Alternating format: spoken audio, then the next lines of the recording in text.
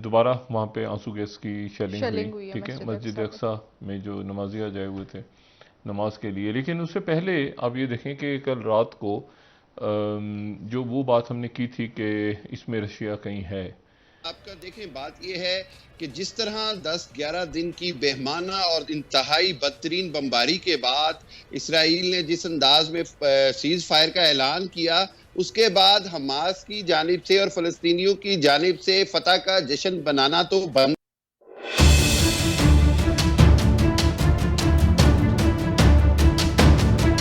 دوبارہ وہاں پہ آنسو گیس کی شیلنگ ہوئی ہوئی، ہے ٹھیک ہے، مسجد مسجد اقصی اقصیٰ میں جو نمازی آ جائے ہوئے تھے نماز کے لیے. لیکن اس سے پہلے آپ یہ دیکھیں کہ کل رات کو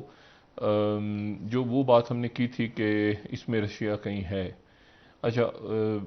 وہ بات اس کے اوپر میں اس بات پہ بالکل میں قائم ہوں کہ اس میں رشینز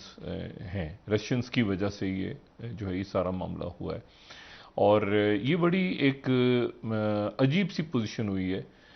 بائیڈن انتظامیہ کی کہ پریزیڈنٹ بائیڈن نے 3 کالیں پہلے کی اور 3 کالز کے اندر جو نتن یاہو سے بات کی تو 3 کالز میں ان کا جو پوائنٹ آف ویو تھا وہ بالکل مختلف تھا. اب چوتھی کال جو ان کی ہوئی اس میں انہوں نے کہا کہ آج کے آج،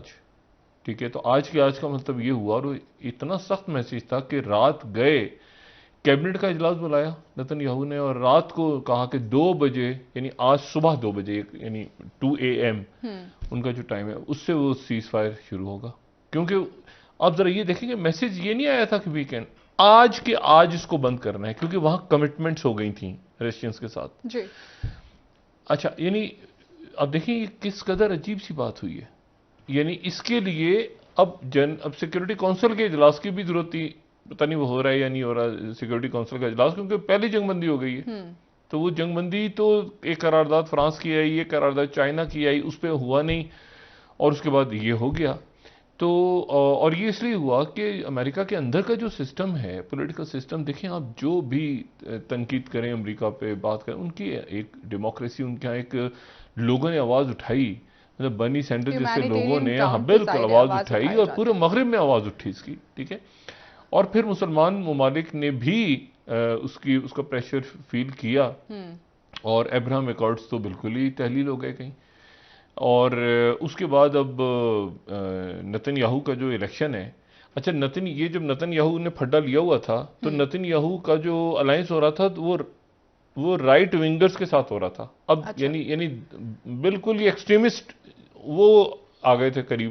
تعریفیں کرتے ان کی حکومت ذرا زائنسٹ کہا جاتا ہے ڈاکٹر مطلب رائٹ ونگ بہتر ہے، ٹھیک ہے، رائٹ ونگ کا ورڈ زیادہ بہتر ہے. تو رائٹ ونگ کی جو پارٹیز ہیں وہ ان کے ساتھ آ رہی تھیں. تو اب مسئلہ یہ ہے کہ وہ سب سے زیادہ گالیاں دے رہی ہیں نتن یاہو کو کہ تم نے بیچ دیا، تم نے سودا کر دیا، تم نے یہودی خون کا سودا کر کے یہ کیا ہوا. اس کا نام انہوں نے رکھا تھا آپریشن گارڈز آف دا وال. گارڈز آف دا وال، اچھا آپریشن گارڈز آف دا وال ظاہر ہے وہ یروشلم کے حوالے سے ان کا وہ تھا پورا. لیکن یہ اس سے زیادہ بدتر اور خراب اور برا آج تک کوئی اسرائیل کا آپریشن نہیں ہوا، چاہے وہ لیبنن میں ہو، چاہے وہ باہر اسرائیل کی ٹیریٹری سے یا ان ملکوں سے باہر ان کے کوئی آپریشنز ہوں. چین بیت موجود ہے، سب کچھ موجود ہے. محمد دائف بچ کے نکل گئے اور اس بات کے امکانات ہیں کہ اگلے 1 یا 2 دن میں محمد دائف جو ہے ان کی ایک ویڈیو یا آڈیو ریلیز ہوگی. میری آج بات ہوئی کچھ ذرا اس سے مشرق وسطیٰ میں اس ایریا میں، تو انہوں نے کہا کہ جی وہ شاید 1 آدھ دن کے اندر اپنا ریکارڈڈ میسج جاری کریں گے. حماس نے بھی فتح کا اعلان کیا. حماس کے ہی رہنمائی نا محمد دائف، وہ جو القدس بریگیڈ جن کا کل ذکر ہوا تھا، جن کی فیملی پہ اٹیک ہوا اور جن کے ہاتھ اور وہ سارا، اور ان کی وجہ سے تو وہ اپنا ایک میسج اب دینے لگے اور ساتھ ہی جو ہے وہ فتح کا اعلان کریں گے وہ. ٹھیک ہے. یہ جو آپ نے بات کی نا کہ وہاں پہ جو مسجد اقصیٰ کے اوپر آج دوبارہ بے رحمتی، یہ بات ذہن میں رکھیں کہ یہ سیز فائر نہیں ہے، یہ لفظ غلط استعمال ہو رہا ہے سیز فائر. اس کو اس طرح سے کہہ سکتے ہیں کہ یہ ٹرس ہے.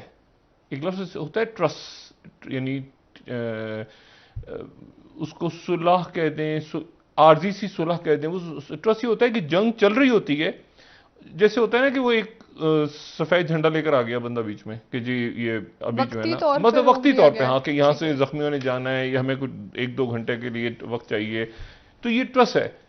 آپ کا دیکھیں بات یہ ہے کہ جس طرح 10-11 دن کی بہمانہ اور انتہائی بدترین بمباری کے بعد اسرائیل نے جس انداز میں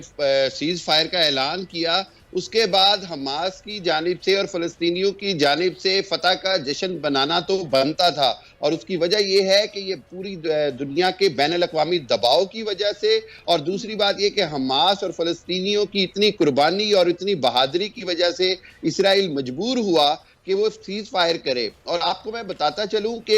یہ جو سیز فائر ہے، اس کے اندر سب سے اہم بات یہی تھی کہ فلسطینیوں نے عہد کر لیا تھا کہ مسجد الاقصی کے اوپر کسی صورت بھی یہودیوں کا قبضہ نہیں ہونے دیں گے، اور جو ایسٹ یروشلم کا علاقہ شیخ جراح ہے وہ اس سے کسی صورت بے دخل نہیں ہوں گے، اور اسرائیل نے ان کے یہ دونوں باتیں بھی مان لی، اسی لیے فلسطینی اس کو فتح سے تعبیر کر رہے ہیں۔ لیکن آپ دیکھیں کہ ابھی تو کل کے بارود کی بو بھی نہیں ختم ہوئی، اور اسرائیل نے دوبارہ سے وہی پرتشدد کارروائیاں شروع کی ہیں اور شیلنگ کی ہے۔ اس سے ایک بات ثابت ہوتی ہے کہ دنیا کو اب اس مسئلے کا حل نکالنا ہوگا، اور ایسا حل جو پرامن ہو اور مستقل امن کے لیے ہو، اور اس کا واحد راستہ یہ ہے کہ اسرائیل کا ہاتھ روکا جائے، امریکہ اسرائیل کی پشت پناہی چھوڑ دے، ویسٹرن ورلڈ اپنا دوہرا معیار ختم کرے اور اسرائیل کو مجبور کرے کہ وہ دو ریاستی فارمولہ، دو ریاستی حل کی طرف جائے، جس میں فلسطین کا جو دارالخلافہ ہے وہ یروشلم ہو، مسجد الاقصی اس میں شامل ہو،